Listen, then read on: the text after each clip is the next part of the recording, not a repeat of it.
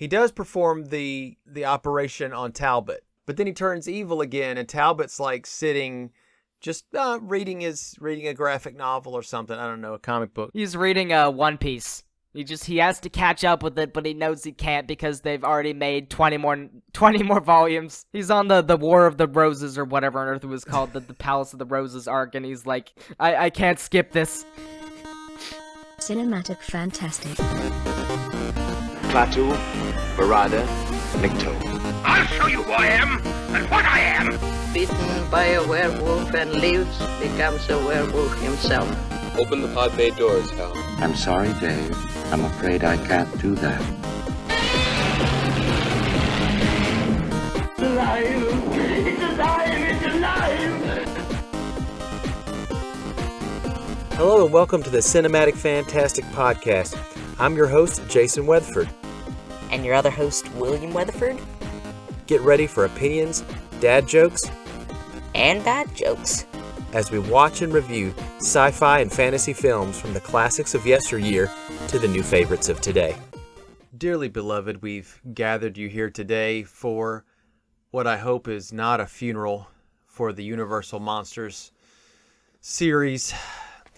We'll have to see what you think about this. Episode 48 of Cinematic Fantastic. We are reviewing House of Dracula tonight, which is a continuation off of House of Frankenstein. I pledge my allegiance to the Universal Monster Creed and to the Republic for which it stands.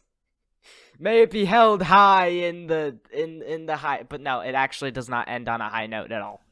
No. I mean, I wish it did. But it could have easily have ended at the last movie, to be honest. Yeah, I could. In comparing the two movies, I do consider them like two parts of the whole, but one of them I like a little bit better for different reasons, and we'll go into that when we talk about the actual review of the movie. Yeah, my opinion is that neither of them complete each other. Oh yeah. And I'll tell you why. And they leave you wanting more. One thing that we'll notice about this is, that in the movie Frankenstein meets the Wolfman, that Frankenstein actually meets the Wolfman. In this movie, everybody seems to be like, Larry Talbot, aka the Wolfman's in the room.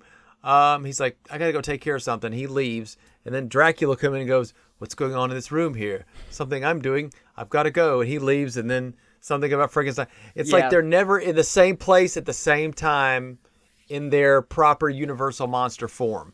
And that kind of disconnection from it is a little strange. Plus, there's a lot of characters in this. I mean, well, kind of. There's less than the previous movie. Okay, for those who don't know, we've been following the Universal Monster Movies series, which includes all of like the spooky horror monsters that you all know, like Frankenstein's monster, the Wolfman, the Mummy, the Invisible Man, those Since kind of season creatures, 1. creepy crawlies, stuff like that. These two movies we're talking about, The House of Frankenstein and The House of Dracula, are the two monster mash movies where all of them, well, not all of them, but most of the most popular ones Monster meet Clam in the Bake. same room. According to Boris Karloff, Monster Clam Bake. Yeah, So, a monster clam bake. But he doesn't get to name these because he didn't show up to work.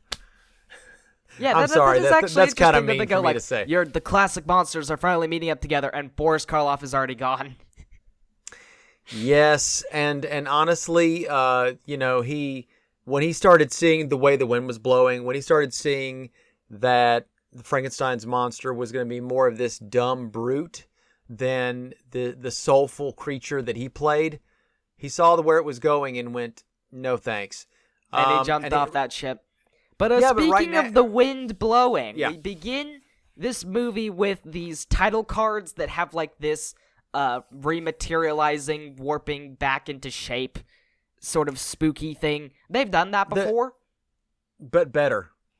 It's kind of yeah, I think so. It's a simple effect that any of us can do now, which is kind of funny. We're like, ooh, at the time that would have been pretty cool to see. But I'm like, using just a basic off the shelf editing program, look, we can do that in an hour. I watched a really cool video, actually. Yeah. I believe is Metropolis, 1927. Was an old silent movie that was majority of it lost for a large amount of time, but now I have most of it except We've for talked like, 2 about it. Cs. We've talked about it previously when we talked about Fritz Lang. Yeah, but a lot of the shots with the city in it, where there are all sorts of like like those theater lights that spotlights that move around. They do a lot of those animation. Lights. That was all painted in real time. As in, the painter would draw this huge thing, and then he would erase the spotlight, and as they would move. And there's even like a part where there's this little lens flare that he would have to like repaint and going back and forth as well, which is like just. And we also talked about the Thief and the Cobbler. Also, that movie is one of the most impressed, like just widest scale. It took like 30 years to make, but we still don't have it in its full form because complications. But it was being worked on all the way from 1960 to 80, 85, 95, that area. And there are, like, especially in this beginning, there's, like, this huge painting this dude drew of the city, and that's, like, a whole thing that he drew. And he had to draw it, like, animating in 3D space. Which I could not believe how much work that would take. Yeah, we talked about us wanting to find. So in short, don't underrate the effects that they used back then for these text things, because like they're probably done through some ludicrously impressive method, to be honest. I have to give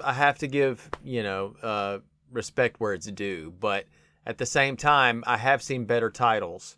I've seen titles kind of even more ectoplasmic than this way this looked. The way the titles looked like a little phoned in. Would give credence to it, but then it would remind me of that Fantastic Beasts and Where to Find a movie where there is the main villain. I guess he's sort of like the puppet though. Credence Barbones, whatever. He turns into like this. He dismaterializes into this huge darkness creature sort of thing. Right. Anyway, we start the movie with Dracula, played by John Carradine. He is entering this, like, castle on this cliff beach looking thing.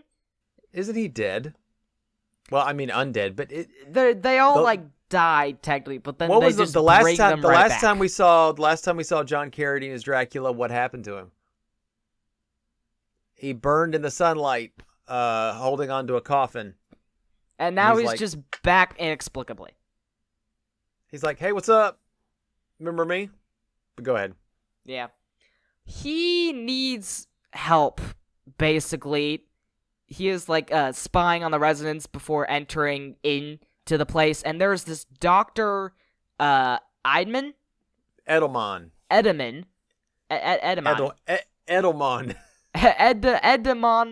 It's a bit weird. It sounds like the Edemon is the winner man sort of thing. Edelman is like the Apple Jacks stuff. Right. Anyways, he basically is just wanting his curse to be broken to this dude. And they're just talking, I guess, about vampirism. Sort of like it's commonplace, honestly. He's like... Well, philosophy of, like, the supernatural. Like, do you believe in the supernatural? Yeah, and he's like, what if I could be... The doctor's like, there's this... through an abnormal urge, the psychological vampire comes to form, which... and also they're... something about their metabolism being upset or something. Yeah, he was saying that the it's psychosomatic, meaning that the body follows the mind. So the mind is got the problem where they thinks that blood is needed to prolong your life or keep you alive, and that mental issue is actually affecting your body, where your metabolism actually is suffering and needs it. Though I feel like it's really specific to be common, right? It's like, why do you specifically need blood to survive? Like, how would that work?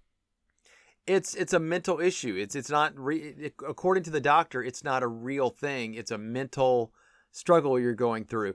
And it still doesn't explain how he's able to turn into a bat. But of course he has skepticism about somebody being able to turn into a bat. I was like, well, you're talking to a guy who could turn into a bat. Maybe Yeah, he was literally like, "You'll see later when I go into your basement." And he's like, "Okay." Well, he's like, "I'll explain if you'll just come down the basement." And he's got his coffin there with the Dracula crest on it. He goes, "Yes, remember how I said my name is Baron Lactose Intolerant? No, my name is Dracula." So, surprise. Would you mind, being my doctor and helping me out? Also, by the way, I need to sleep. For he's like, I need to return to my grave by sunup, and the sunlight would destroy. By the way, if you're hearing that, that's the washing machine beeping because it's done. If you guys care about that. I love the beep. I love the song it plays. It's awesome. Well, no, not the dishwasher, not the washing machine. Okay. That specifically. Okay. It doesn't play a song. It just it doesn't play a Nokia song. Anyways, that's why I've been sort of a little bit distracted. Anyway, so he decides to agree with healing him. He's got like this spore fungus method to doing this. Though this is really for plot reason, because we don't really know enough about Dr. Idemann's character to suppose a personal reason for wanting to do this. Also, like, somehow he just being open to everyone's going to him, right? Is he's got the thing about this fungus is it softens anything that has calcium salt deposit, like bone. So he's one of his main goals is to help out. So like a laxative for your cursed needs. It's a stool softener for your hump.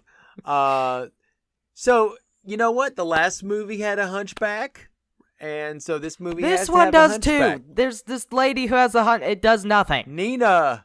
Other than that, they go, "Oh, she." It must be Nina. If you know what that means. Evil scientist has to have a hunchback, and it's like, no, they don't really. I see it as a very pointless element. No. Of course, you know what? I was driving to work. I was thinking about House of Frankenstein, as one does, and I was like, what if Dr. Neiman, who wishes he was Frankenstein, or like idolizes, I'm talking about in the previous movie, who idolizes Frankenstein, he's like, I need to actually have a hunchback helper in order to fit the Dr. Frankenstein stereotype. The thing is, this guy's even more cryptic because we don't know where he came from, like what he's doing, how he's just like every monster knows about his popular curing abilities, right? He's like Cotton Eye Joe. Yeah, like what? Like he just like Dracula comes to him and intrudes in there to go, "Hey, I need to be healed." Like he's got to be like famous in the countryside. You don't see that outside of like 60s like joke songs about like, and the skeleton was walking in, those sort of things. The Monster Mash. Right. Yeah, the Monster Mash song. Yeah, the monsters are just coming and we don't know why. They're just saying that he's famous across the land. They don't really say that though. They just go to him. Right? That there's nothing to it. We don't know nothing about him. So the fungus is supposed to soften bone. That's going to help heal Nina, there are like some parasites, I guess, within Dracula, because I noted that there's but you don't learn that yet. He has to he takes his blood and he says something later about it functioning like a parasite. Yeah, but that shot particularly is like painted because you can see the canvas texture on it. So I was like, oh, that's pretty cool. Yeah. Well, that's almost everything was painted. They didn't have any kind of digital anything. So like you said, monsters come to visit. Larry Talbot. Larry Talbot with a himself. Mustache. Crisp Larry Talbot mustache. that nice mustache that he grew for Son of Dracula. Yeah, I'm like, seriously, why? We don't know anything. I mean, at least there's Doc McStuffins, right? She's like the the Disney Junior show where she's like the toy Right. doctor. She's like the Yeah. doctor for toys, and she's like she goes around with this lab coat and stethoscope and everything. That's like a toy stethoscope, and she has like a friendly attitude. She obviously plays with toys, because she has like a lot of them around her, because that's like the supporting cast. So That's like you her- can that's definitely her- tell. Specialty. You could definitely tell by looking at her that she's like has something to do with toys and is a doctor, very Yeah. obviously, and it's called Doc McStuffins. I don't know if she even has like a first So this name. this guy's the Doc McStuffins of Yeah, Doc of McStuffins monsters. did it better. Because Doc McStuffins, you can tell she's a toy doctor immediately. Everyone goes to her because she's the toy doctor. This dude, why? Why do you go to him? He's got fuzzed out looking hair. He has a beard and he's in Visaria. Yeah, What more- just what like more me. do I you got need like to a know? hair swoop going on. I don't know what that's about. Yeah, I have no swoop. I have a no swoop of hair. So there's just a desert of hair, right in the middle, like a Sahara, a hair Sahara. Like a mountain shadow, like a rain shadow. Anyways, That sounds really meditative and and peaceful, and I like that. But I like your description better than mine. yeah, I guess we'll talk about your rain shadow a little bit more later. So he turns himself into the police because there's like the police outside, and there's like this crowd. They're like, "Go home, hurry home, all of you." And then there's this dude who says, "We don't have to go home. We know our rights." Why does he go to the jail? He goes to the jail because he goes there and says, "Can I have an appointment?" And they're like, "Well, he's kind of busy." And he's like, "I don't have time for this." He is not patient whatsoever. He's not like, "Okay, I'll just wait in the waiting room and because it's worth it, right?" He's like, "No, there's no time." And he's like, he walks off always like, yeah, and at very this point they're like, emotional. we're not accepting it, or I swear if you have one more crazy man out here. Everything is like, "Oh, well, it'll take 1 more hour to make the fungus juice." And he's like, "No, I don't have any time for that. Don't you know? The pentagram, the mark of the beast." Yeah, like Larry Talbot has absolutely no personality. Past like his first film or like 2. He wants Almost. to die, William. He wants to But die. apart from the first movie, he has all the personality in the first movie that he was in. Yeah, and right. then all these movies he's just, "Oh, woe is me, I need to be cured of my I want a werewolfism. cure. I want to die. I am afflicted." Yeah. He's And like, well, that's it. and That's he's not all he patient does. at all. He's not patient. He doesn't like locking himself up, except when he does, like this scene. He locks himself in the jail. We get to see Lionel Atwill again, who plays Holtz, who's the local police guy again. Yeah, Again, I always say that he's always Lionel all the Atwill's Lionels, playing, Lionel Atwill, Lionel Belmore playing policemen in these Frankenstein films. Yeah, well, also, rest in peace, because I think 6 months after he finishes House of Dracula, Lionel Atwill passes away of bronchial cancer, I think. I think that. So that, yeah, he does pass away. So, but he's been in like 5 different Frankenstein movies as different characters. The most famous one, Inspector Krogh, with the wooden hand, where he's like, moving it around and everything. Yeah, that's probably my favorite. Or my you're gonna favorite make like Lionel one of those like, I think they call them like fan cams. I don't know why they call them that, but like they're the heavily edited like a whoosh, whoosh, thing of like montaging the person. Yeah. Even when like So does- barely so does changes he- between a frame, they do like a transition to the exact same thing. Anyways, Does he need one? He needs a fan cam? Yeah. no, he is transforming into, he transforms into the Wolfman because there's the moon out Right before in their the eyes. jail, right before Idaman and Co go into there because they're like, we need to heal you, right? Honestly, his face is like, it's like a cuddly, fuzzy, round face rather than like scary. There's no like tooth to it. Now, do you remember we talked about Larry Talbot, Lon Chaney Jr. having a mustache in this, right? I watched it again and watch it. It disappears when he turns into a werewolf. Yeah, it does. starts to smooth out. It's because the makeup that he's got, it layers over the lip. And then when he turns back, you start seeing his mustache come back in. If anything, the mustache should flow into the rest of the hair. I don't know. Is that weird for me to say? I don't know how you could do that where it doesn't look janky, because there's like a difference between the wolf hair and the mustache hair. Do you want like 2 mustaches on top of each other? Right. Also, Imagine some dude with a Also, second mustache. I'm not Like, sure "Oh, if I have a mustache. Okay, after this is interesting. You might find this interesting, is because of some effects that World War II had on this movie. Is it great cinematography? Honestly, they've been no, improving since the first couple. Well, it's Universal movies, definitely. cinematography. It's going to be decent. It's Universal cinematography. Yeah, it's noticeably even their better than most studios. Yeah, even their lower tier stuff is miles ahead of like PRC and Monogram, who is just they might as well filmed it on Saran wrap. It's so low key. So anyway, back to this. No, during the war effort. Speaking of the war effort, they wouldn't have to worry about silver shortages if it was filmed on Saran wrap. True, but here's the thing. During the war effort, they would gather materials. Everything's important for the boys in green over there in fighting. So you need nails and you need wood, right? So they couldn't build as many sets. I definitely noted that there was a point where the ocean was overlaid in the background. I didn't notice that, but I don't know how much they did on set on that. But a lot of the sets that they had to. But that's when they bring him back and they're doing like all the curing stuff. But he's like, no, this is terrible, and he jumps out.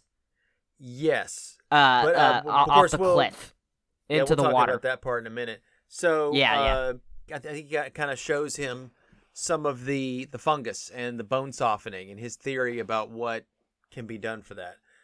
There's like. He's pressure. like rattling on about metabolism and pheromones, natural explanations for things, right?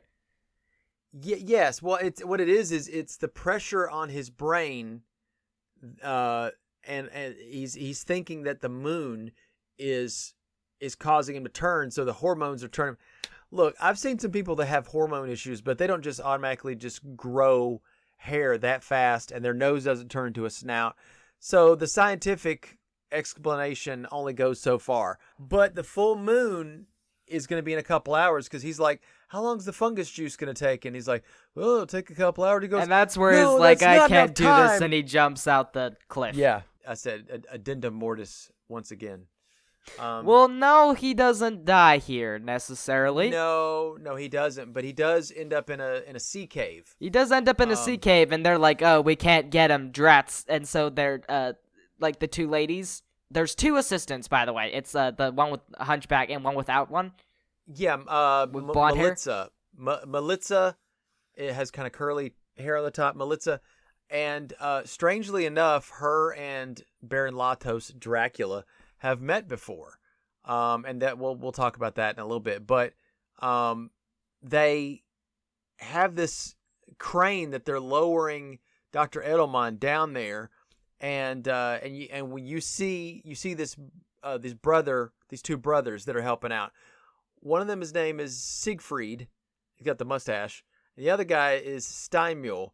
And Steinmühl is if you took somebody, you said, well, we need a Dwight Fry. Let's get one off of Temu.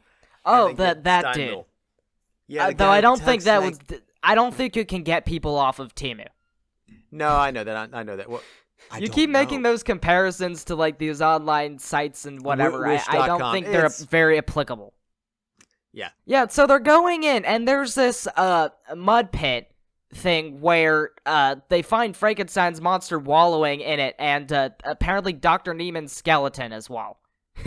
And they're just here. They see that after Larry Talbot in Wolfman form attacks Dr. Edelman, but Dr. Edelman has timed it just right so that the transformation ceases or something. He almost gets killed, according to Larry. He's like, I could have killed you. Yeah, I was just about to say that.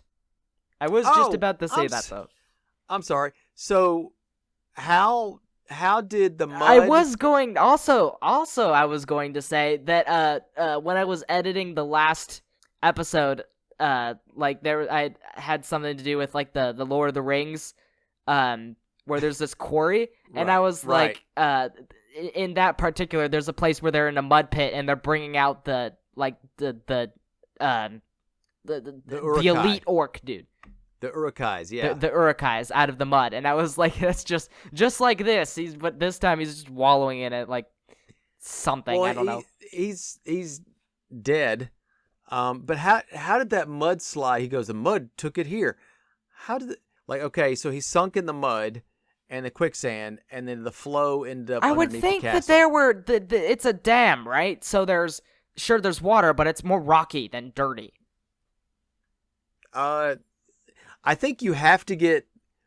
This reminds me of those of like those role playing D&D games that we play, where you have hey, we got to get all the team together. So, you happen to be at the same tavern at the same time. Invent a reason why, to kind of just get the story going.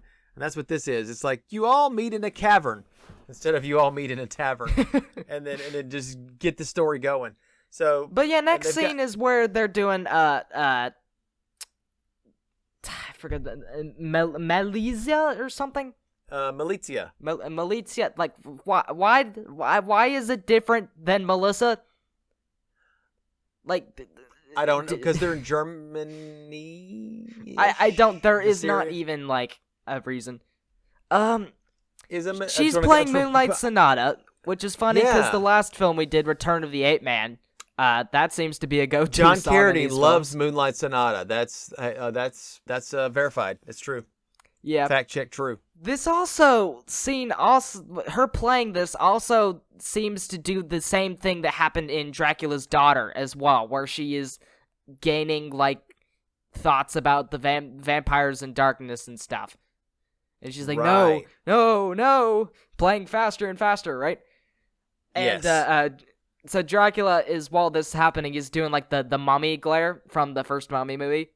Yeah, and she starts playing she happens to pull up a cross necklace out, that just fidgets with it to just adjust it a little bit, and then that stops it.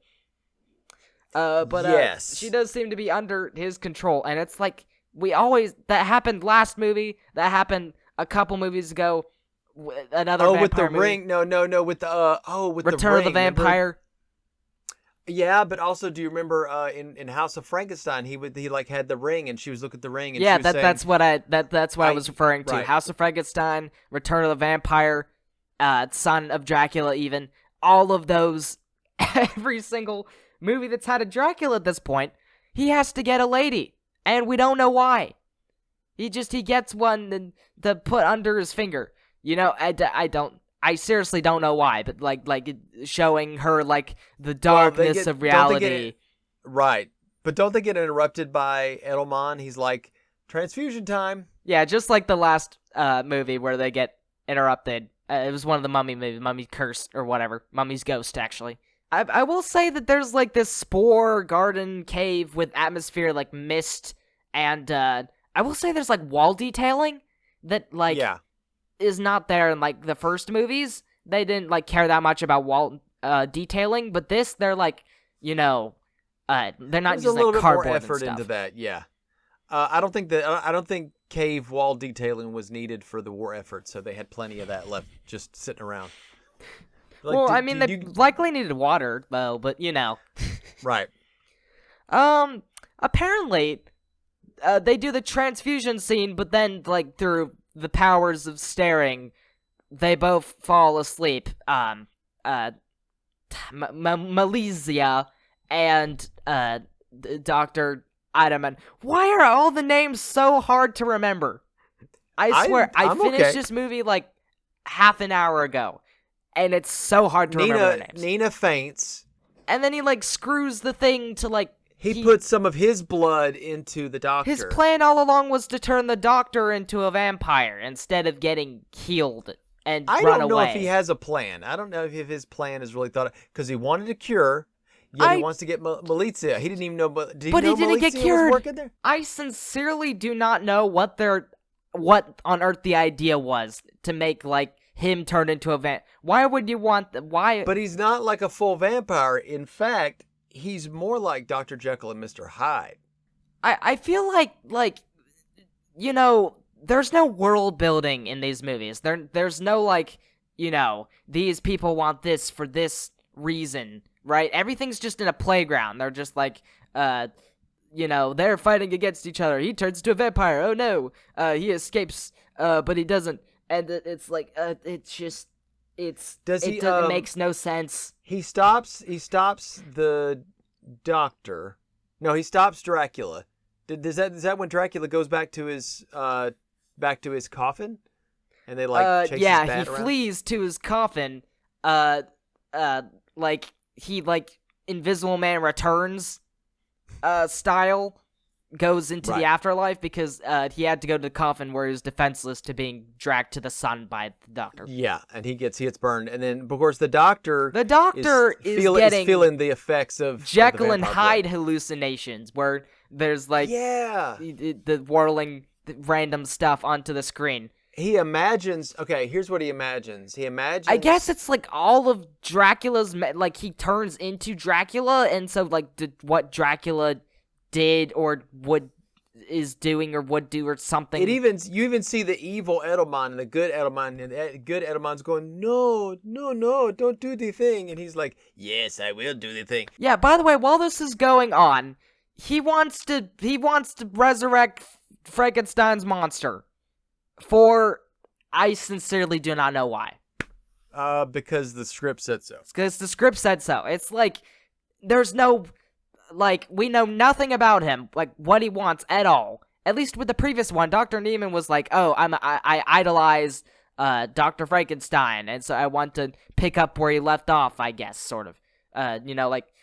Use it as some sort of mythical figure passed down orally, from his grandparents or something, or whoever, like a cousin or something. I don't know. I think Neiman, somebody Neiman knew or something like that worked for Dr. Frankenstein.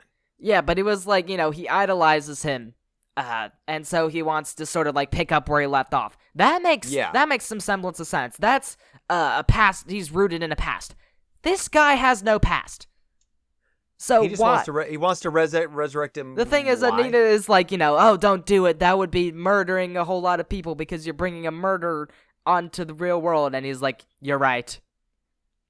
So yeah, it's and it just. But when he becomes evil version of himself, when he becomes Bizarro Idaman, he's constantly going back to juice him up with electricity. And then she's no, don't do that.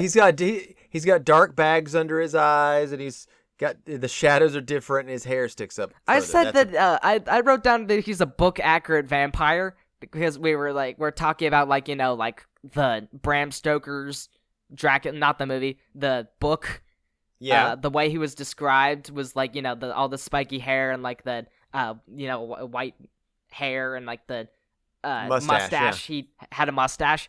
And the beard, and none of that was in any visual representations. So I was it's funny that he sort of appears a little bit more like that.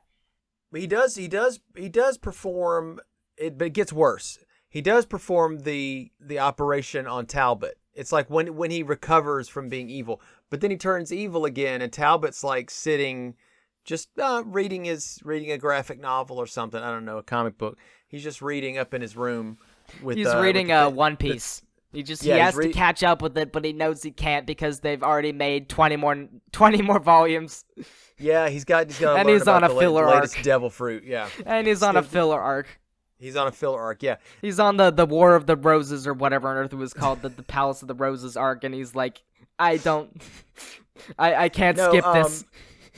And the I don't know anything about One Piece, just that it's long. And apparently long, yeah. He ate some weird fruit and can stretch his limbs. It's a devil fruit. I just learned that a week ago, and I was like, okay, that's Luffy's powers, I guess. Monkey D. Luffy. It's pretty cool. So, but anyway, back to this. So, anyway, he sees the gardener. The gardener outside. is going along, and so he hops on the cart, and they have this conversation, where he eventually chokes him out. But I'm gonna discuss some criticism I have with this particular conversation, because Siegfried is the name of the gardener, right? So it's between him and Siegfried. First of all, I think Siegfried would probably be asking questions first about him, why did you jump onto the cart like that? What you doing here? Instead, that's his boss. He's kind of a little bit kind of like yes sir, no sir, kind of subservient. Yeah, well, Eidemann is like bringing it up first that he's like, I hopped onto your cart because I was calling for you. Aren't you afraid of me? Yeah, and then he does. He's creepy. Aren't you afraid of me? Yeah, he doesn't have he's here like you're shaking, and he's like, right? But he doesn't have. Siegfried does not also have a solid reason for trepidation.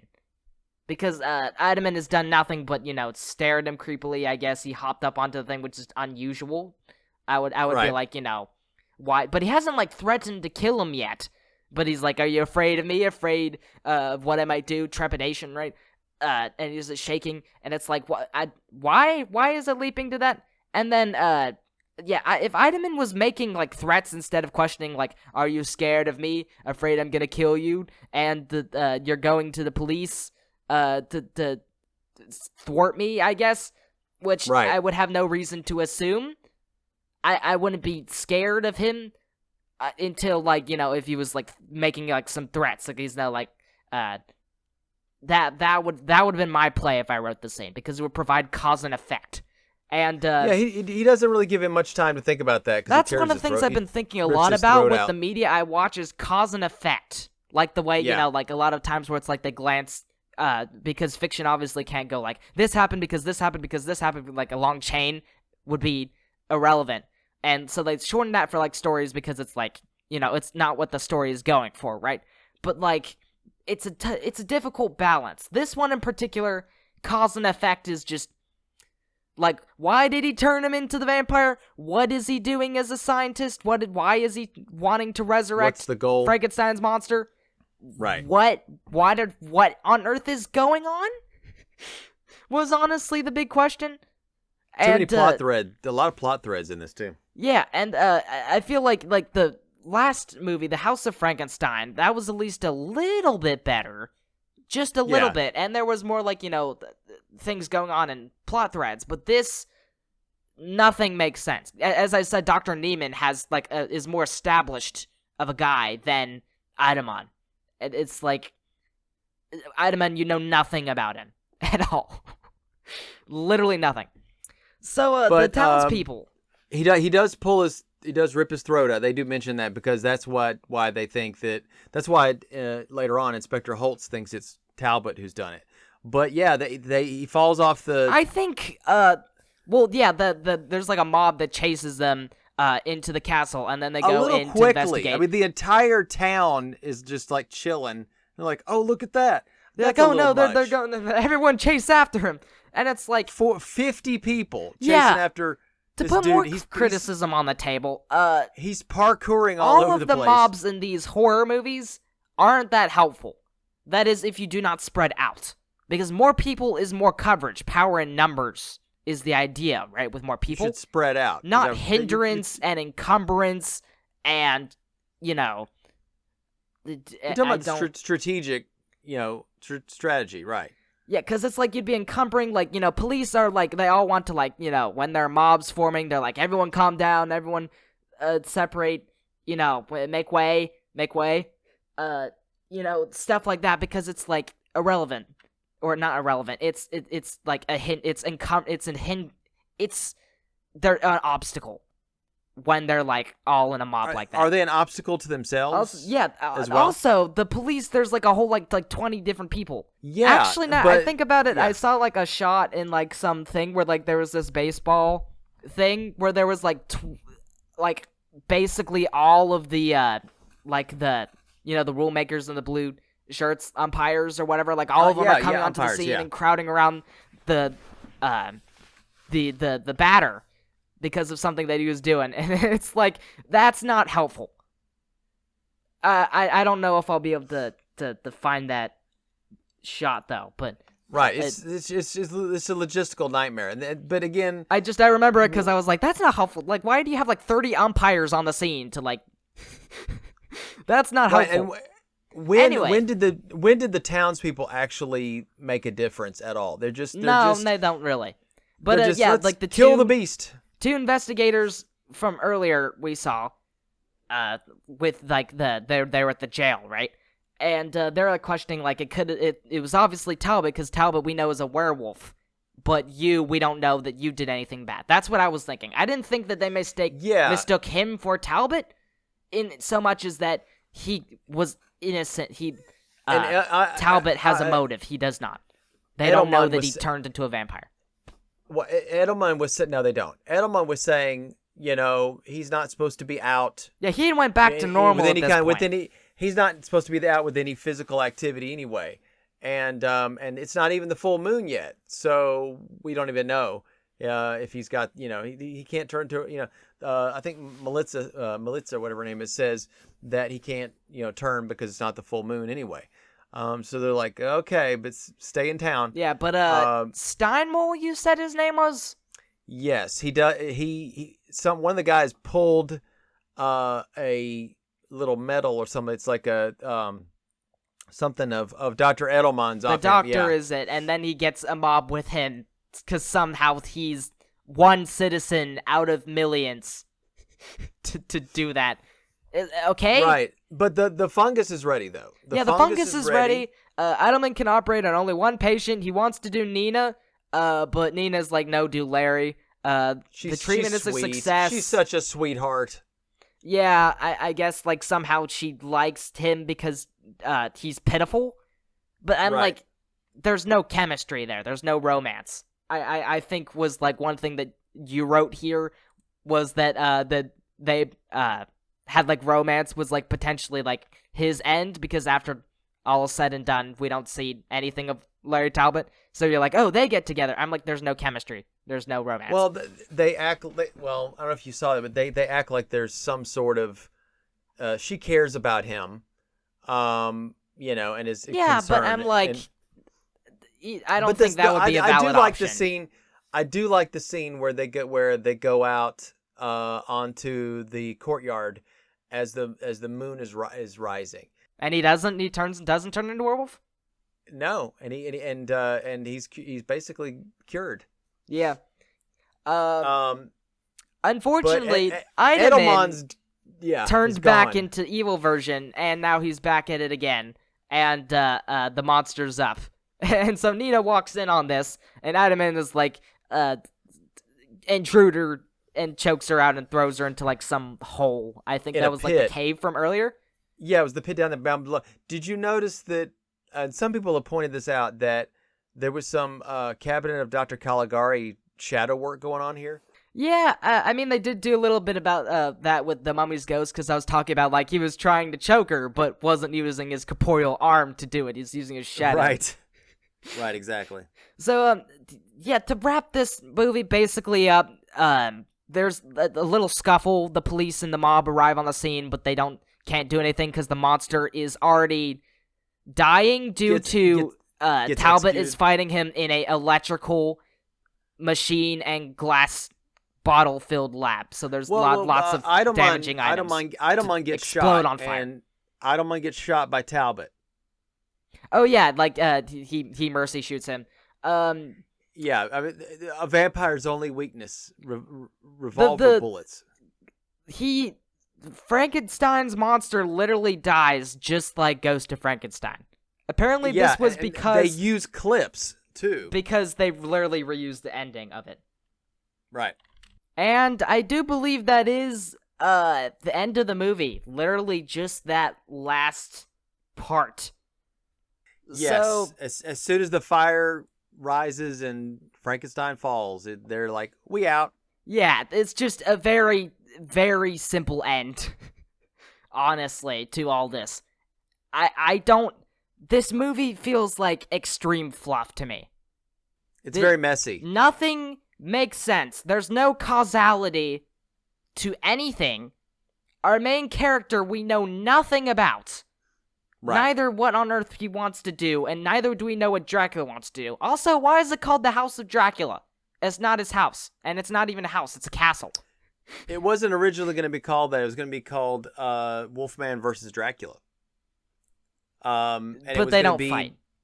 No, but it was going to be directed by Ford Beebe, whatever.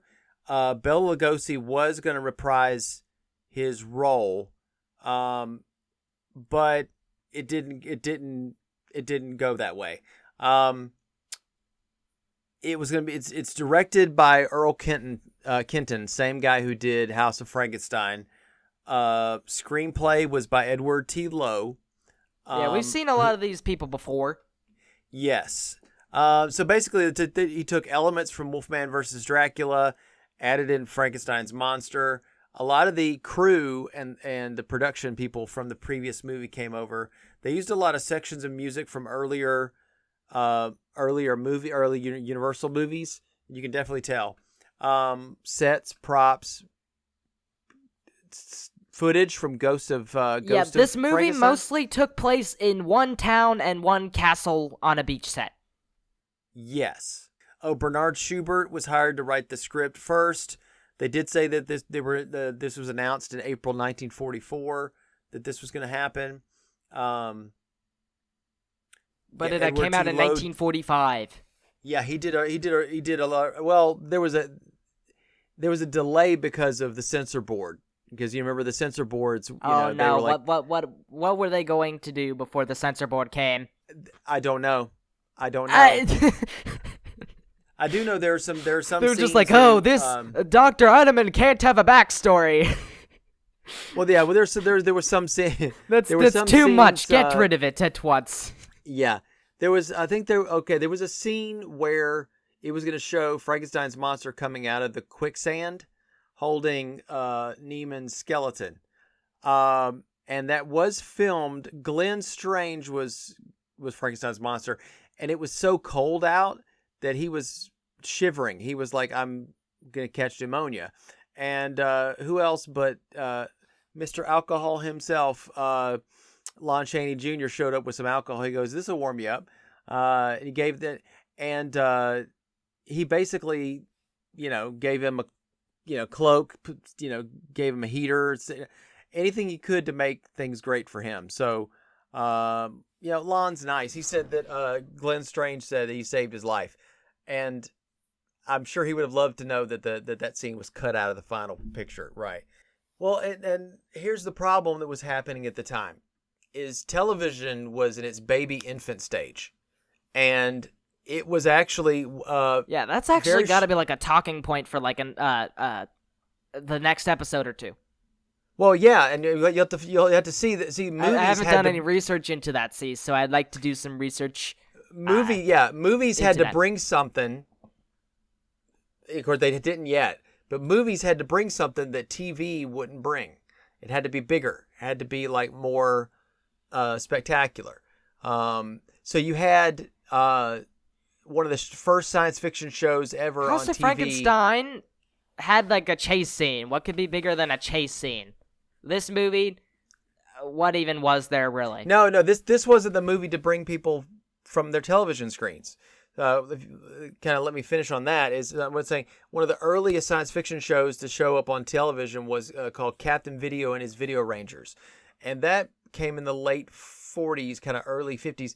And if kids could like get that there, why would they need to go to the movie theaters to get that? So you had to have something that was even better. But the thing about horror films is it's the end of World War II, and you got people coming back from war, the horrors of war, and you're it was literally 1945 or 6 that they did the treaty in the train.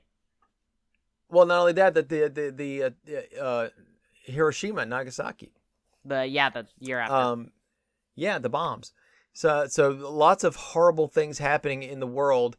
And did people want to escape from that and watch horror movies? You know what I'm saying? A lot of the movies of the 40s, though, the ones that really shine. So you're saying that were psychological thrillers. Strangely enough, Hitchcock and psychological thrillers did really well in the late 40s. Go ahead. So as well as like film noirs. So you're saying that bringing people out of homes, the escapism, they're escaping like their home to go somewhere like, you take a walk to clear your head.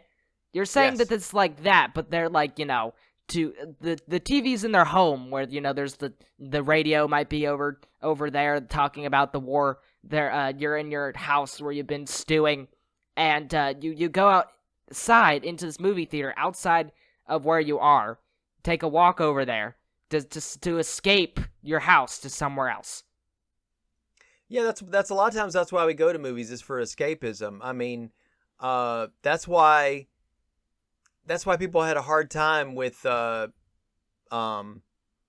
mean, the movie companies wanted people to go out to theaters, except during that's interesting and compelling thought in terms of the modern age, actually. Yeah, well, during the pandemic, people were kept away from movie theaters. So like going up, but theaters is like an escape. Is you're going outside of your house where you live, you stew in your bed, and you go into this nice, clean, lovely, popcorn filled, I guess, place where you get to go experience like the Blues Brothers or something, or like and it's fun to see it with a bunch of other people, like you get, especially when you watch the Marvel movies, Tenet or something like that. Yeah, I mean, he wanted people to come back to the theaters, and Christopher Nolan would not allow it to be put out streaming. I do think that's interesting. They did that with Dune. They put like the Dune removal of self to this separate, like the separation between the movie fantasy that you live in. I mean, they do say to like disable your cell phones and stuff, so you're not on your cell phone, right? Or like getting notifications while you're watching, like I don't know, I don't watch, like the Apple Plus whatever stuff they have on their Peanuts thing, the whatever they made. You're watching that and you get notifications that rips you out of the fantasy, and so there's separation between your house and your daily life and the magic of the theater and what the director wants you to see and experience. Takes you on for a journey. When you're in the theaters, though, a lot of times, what if you go to a movie, right, and you've got a parent that really shouldn't have brought their 4 little 6-year-olds to go watch this movie, and they're like, being loud and noisy, or the floors are sticky. What if the floors are sticky and you're like, and it's making that sticky noise, and you're like, I'm pulled out of it. So, I mean, it's kind of, you go to movie theater to escape, but are you really escaping from anything? I sincerely think that there shouldn't be young children within PG-13 and R-rated picture showings at all. No, and they're supposed to keep people from doing that. Yes. I don't think there should be kids seeing like the actual Marvel movie. Like I feel like those are like not meant for them. It's meant for like a different audience of like more respectful people than kids who are just they're in their own headspaces, and they don't have like a care and a recognition of distraction. So I mean, it's a free state, a free country, but I don't think that there should be like taking like your 6-year-old to go watch like Iron Man 3 or something. Right. So let's so how did some of the actors, that were in this movie, that are returning, how did they feel about their roles? Of course, John Carradine always thought of himself as a Shakespearean actor first, and then these other roles second. Like there's a quote that he says, the role of Dracula holds a curse greater than Hamlet. Give the audience Richard III, Othello, The Merchant of Venice, and what will they remember? A vampire. He said that his portrayal of Dracula was to be as evil as possible, for he learned long ago that if he wanted to continue to eat, villains find steadier work than artists. So he really wanted to work and feed himself, but he had to play this villainous vampire to get by. He does play Dracula in some other movies later on. Also, sort of like Shakespeare does that a lot in tragedies like Macbeth, where like you have this guy who's succumbing to the evil because there's no better option or something like that. It's a bit of a complicated one, but like he slips into that like due to his situation, and it's like it's not like he like purely like he knows that he's going into a bad sense of like he's starting to kill all the people in his path, but he has to do that anyway. So that's sort of like the idea, right? Yeah, and he's saying that the role of Dracula is cursed because that's how everybody's going to remember you. They're not going to remember all the good stuff that you've done. Okay, so yeah, he sees the knife in the mirror, but he chooses to accept it anyway. It's prettiness, I guess. I think is what the scene is about. Yeah, Melitza is played by Martha O'Driscoll. I don't know what she's been in except for she had worked with Universal for many, many years since that. Let's see. Okay, Jane Addams, who she has a nickname Pony, Poni. She has a nickname of Pony for the longest time. She did try out to some early stuff, but she's kind of short, and so she felt like she wasn't like the leading lady kind of character that a lot of these chorus girl types would be. So maybe that gave her some different choices. She had to make some different choices.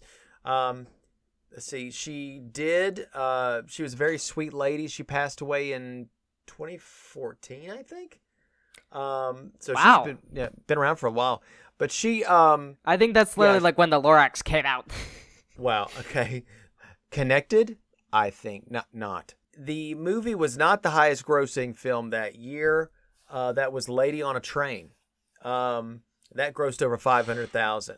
I guess everyone started after that to constantly throw various objects onto a train, and then eventually it turned into snakes on a plane. Yes, thank you. This was the last time that Jack Pierce would do makeup for the Wolfman and Frankenstein, because you had a different makeup artist do it for Lon Chaney going forward, and he actually uses a different kind of appliance, and it's more like connected and rubbery, so it went on a lot quicker. It doesn't look as good, the makeup in any of the other Abbott and Costello movies. It doesn't look great, but Lon Chaney said it was a dream to put on because it's really easy.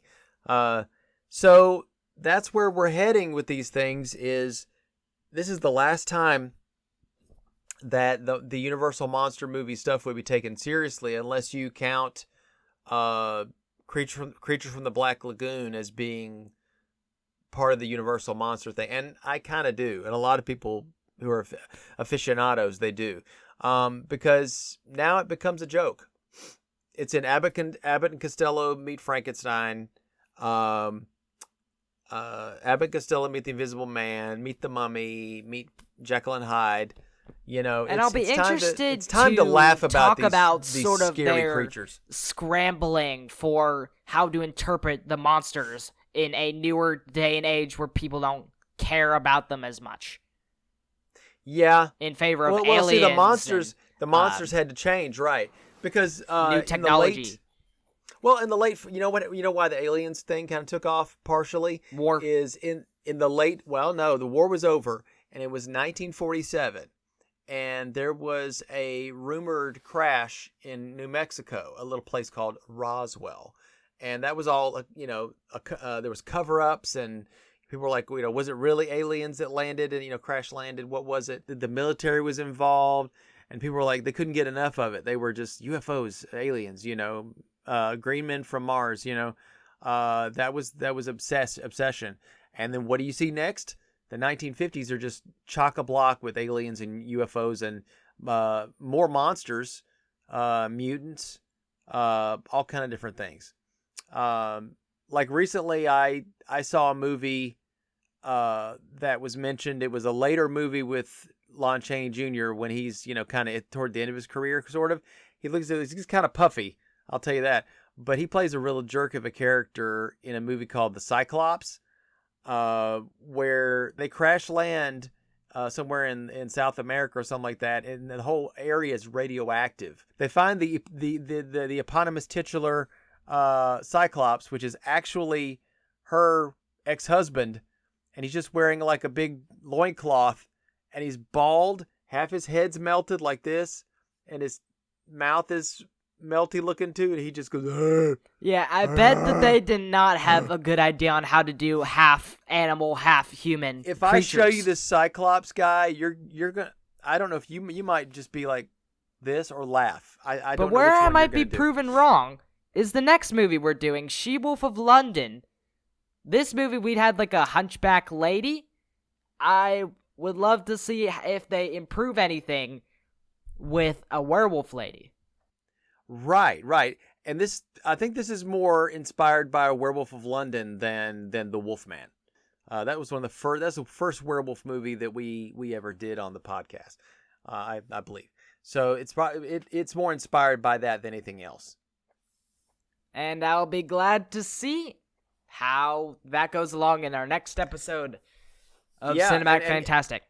Yes, and something to look forward to is as these movies are kind of waning, on the rise is going to be movies like The Day the Earth Stood Still. That's a favorite of mine. And we'll be ending the season out. Next season will be entirely filled with all the early 1950s. Some good ones the early and 1950s. Good, bad, and ugly. I mean, it's not all good movies. It's going to be good, bad, and ugly. And next season, there's going to be something big.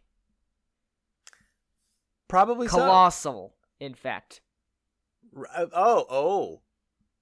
I see. A King of Monsters, even. Yes.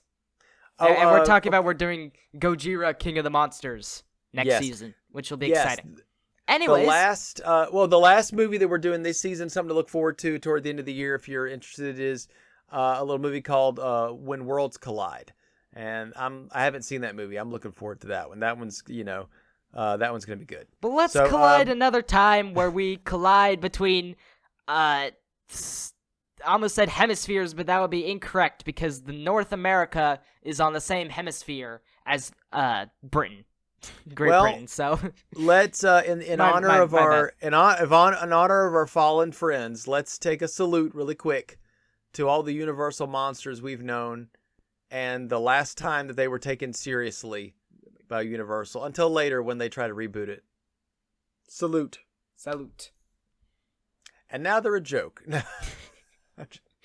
Abbott and Costello. Anyway, bye guys. Bye.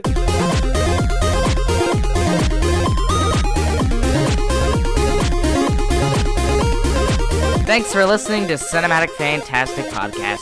Click here and here for some more excellent content. Hope you'll enjoy it. See you soon!